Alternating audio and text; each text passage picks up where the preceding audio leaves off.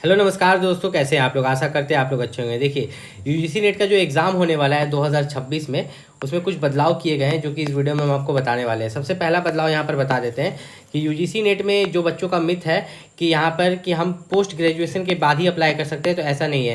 आपने ग्रेजुएशन कर लिया, ठीक है, आपने ग्रेजुएशन कर लिया, अगर यूजीसी नेट का फॉर्म निकल गया है और आपने पीजी में एडमिशन ले लिया है, ठीक है, पोस्ट ग्रेजुएट मतलब एमए, एमएससी, एमकॉम में अगर आपने एडमिशन ले लिया है, अगर आप फर्स्ट सेमेस्टर में भी हैं तो आप अप्लाई कर सकते हैं, ठीक है। अगर आपको कोई ऐसा बोलता है कि नहीं आप फोर्थ सेमेस्टर में हो या पीजी कंप्लीट कर लिए तभी यूजीसी नेट के लिए अप्लाई कर सकते हो, तो ऐसा कोई बात नहीं है। क्यों?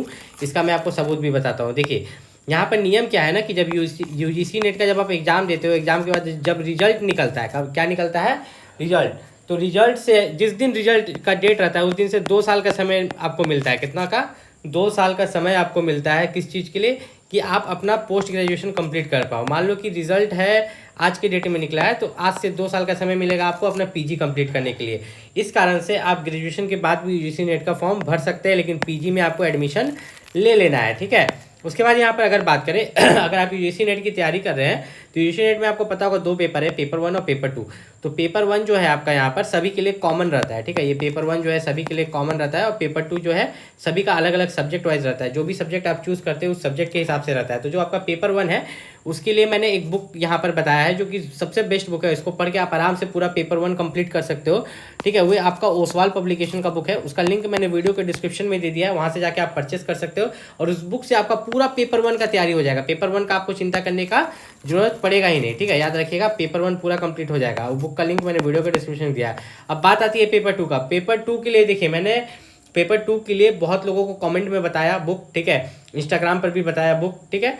यहाँ पर मैंने दोनों जगह उन लोगों को बुक बताया, क्योंकि पेपर 2 के लिए हर सब्जेक्ट का अलग अलग बुक होता है, सभी का लिंक नहीं डाल सकते। तब भी इस बार कोशिश करेंगे कि 5 से 6 सब्जेक्ट, जैसे कि आपका कॉमर्स हो गया, साइंस से रिलेटेड कुछ सब्जेक्ट, लाइब्रेरी साइंस, एग्रीकल्चर से रिलेटेड कुछ सब्जेक्ट का लिंक कोशिश करेंगे कि इस बार डिस्क्रिप्शन में डाल दे, ताकि आप वहाँ से आराम से परचेस कर पाए। लेकिन पेपर 1 सभी के लिए कॉमन है, जो लिंक मैंने डाला है। उसके बाद यहाँ पर अगर बात करें यूजीसी नेट के बारे में, तो यूजीसी नेट इतना आसान क्यों होता है? यूजीसी नेट अगर जो बच्चा बहुत अच्छे से पढ़े उसके लिए इतना आसान इसलिए होता है क्योंकि इसमें किसी भी तरह का नेगेटिव मार्किंग नहीं होता है।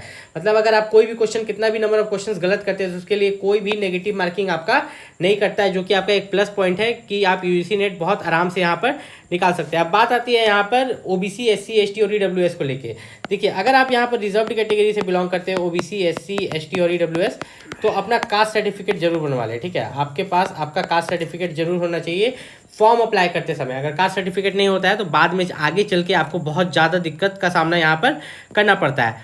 अब मेनली अगर यहाँ पर यूजीसी नेट की बात करें तो यूजीसी नेट में आप देखिए कि सीट्स रिजर्व रहते हैं। 15% एससी के लिए, 7.5% एसटी के लिए, 27% ओबीसी के लिए, 10% यहाँ पर ईडब्ल्यूएस के लिए, ठीक है। तो इस तरह करके आपके सीट रिजर्व रहते हैं। तो सबसे ज़्यादा रिजर्वेशन यहाँ पर आप देखिएगा तो ओबीसी कैटेगरी को यहाँ पर मिल रहा है। किसको?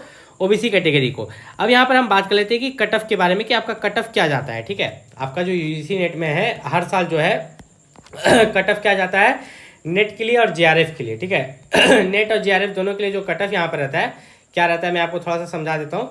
थोड़ा सा हम लोग यहाँ पर ऊपर आते हैं तो यहाँ पर देखिए, अगर आप यहाँ पर ध्यान से देखिएगा तो मैं आपको इस चीज़ को यहाँ पर क्लियर कर देता हूँ कि आपका जो पेपर 1 होता है, ठीक है, पेपर 1 होता है और पेपर 2 होता है, तो मेनली जो आपका यहाँ पर जो डिसाइड कौन करता है, तो टोटल यहाँ पर आप देखिएगा तो पेपर 1 में 50 क्वेश्चन और पेपर 2 में 100 क्वेश्चन, तो टोटल 150 क्वेश्चन होता है।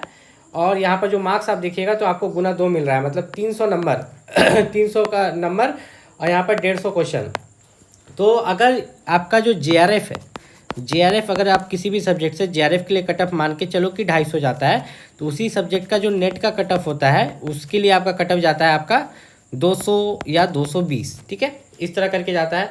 अगर किसी का जेआरएफ का ही कट ऑफ, ठीक है, जेआरएफ का कट ऑफ अगर चल गया 280, तो यूजीसी नेट का कट ऑफ जो है वे 250 के आसपास रहता है, ठीक। अब किसी पेपर में एक एवरेज में बता दूं कि अगर आपका जो सब्जेक्ट है साइंस है, एग्रीकल्चर ये सब है, तो ऐसे तो कट ऑफ दिया हुआ रहता है, लेकिन मैं एक एवरेज अटेम्प्ट बता देता हूँ कि 300 मार्क्स में से आपको कितना सिक्योर करना है। 300 में से अगर आप 250 प्लस रखते हैं तो आप एक अच्छे पोजीशन पर रहेंगे। कितने? 250 प्लस मार्क्स लाते हैं तो आप एक अच्छे पोजीशन पर यहाँ पर रहने वाले हैं। कोई भी दिक्कत है तो आप मुझे नीचे कमेंट करके पूछ सकते हो। साथ ही साथ जो मेरा इंस्टाग्राम आईडी है आप वहाँ पर भी मैसेज करके पूछ सकते हो। वहाँ पर नाम है वैभव जॉब, ठीक है, इंस्टा आईडी नाम है वैभव जॉब। वहाँ पर भी आप मैसेज करके पूछ सकते हो या इसी वीडियो में नीचे कमेंट करके पूछ सकते हो। मिलते हैं अगले वीडियो में, तब तक के लिए नमस्कार।